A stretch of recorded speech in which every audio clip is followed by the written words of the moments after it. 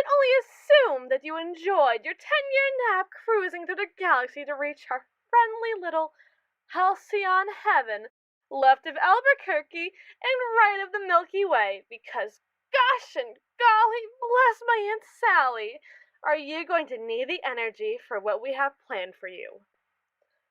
We planned it for the planet, you could say, to turn this teeming wasteland where man fears to tread into a 6-moon wonderland, and what can I say for you all if not the fact that you are the music makers, and you are the dreamers of dreams that'll make a paradise out of what many would consider lost.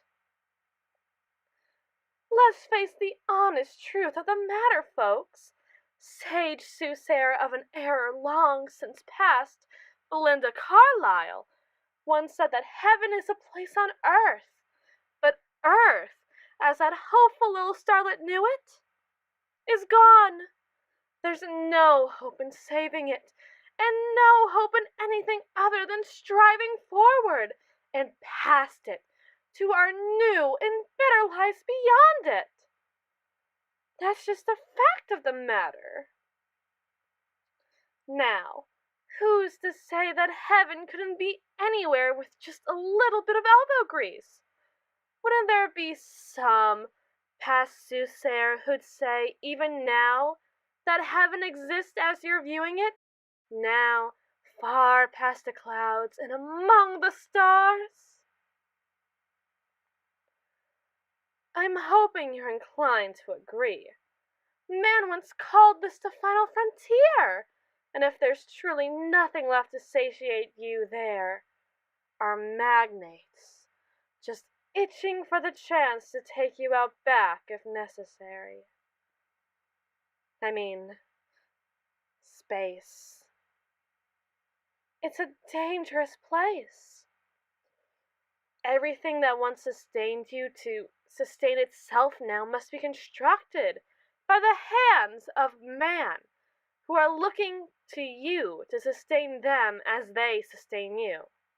You have to earn the right to live and earn the right to die, considering how easy it is to leave, but hard to endure the burden you leave behind.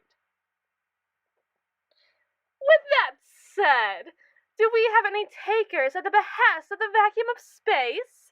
I'm sure it only hurts for just a moment, but I couldn't be sure.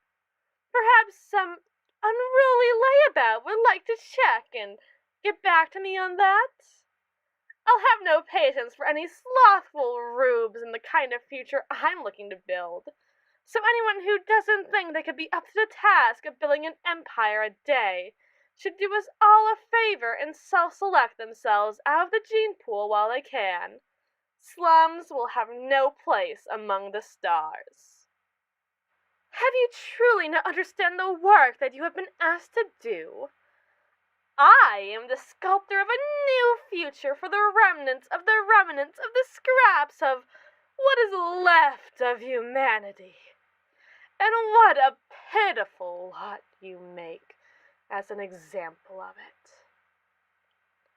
It only makes sense why you could only flourish as the hands that carve rather than the mind that whirs the way mine does.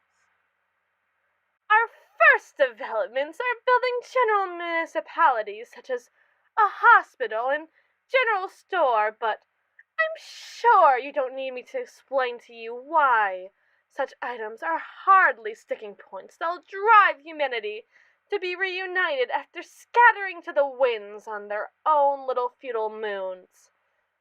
So, of course, we need a way to drive them back here, to their true home among our sorts. Which is why, naturally, I reveal unto you the crown jewel of our society. The beating heart of Belial. It's a palace that also serves the function of powering the entire planet by sapping the natural energies of such a source and converting them into electricity with the beating throbs of the flexible metal structure.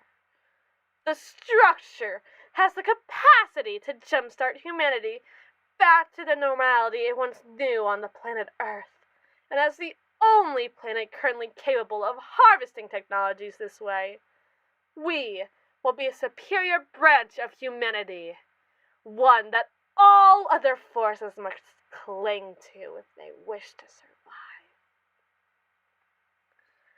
And naturally, as the beating heart behind this project, it'll also be my home, where I alone will reside. It's just a necessary facet of our burgeoning society that there'll be haves and have-nots. I just happen to be the one who has, and you're the ones who have not. Simple. If you work hard enough, you might enjoy the right to live the high life. Work hard enough, and you might even earn the right to die.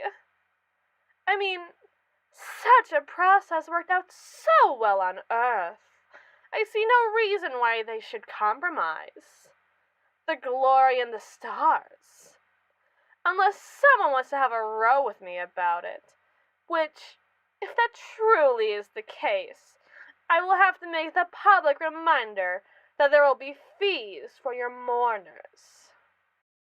However, if I can expect you all to function as the advanced members of the species that you supposedly are, go there for your rhoda, there for your coffers, and keep in mind that prosperity's here in the hand of magnates. And Halcyon, heaven awaits in the beating heart that keeps on beating. Beat, beat, beat. And as for you, yes, you, you, you who keeps lingering at the back of the room. You. What else can I say? You should have read the fine print.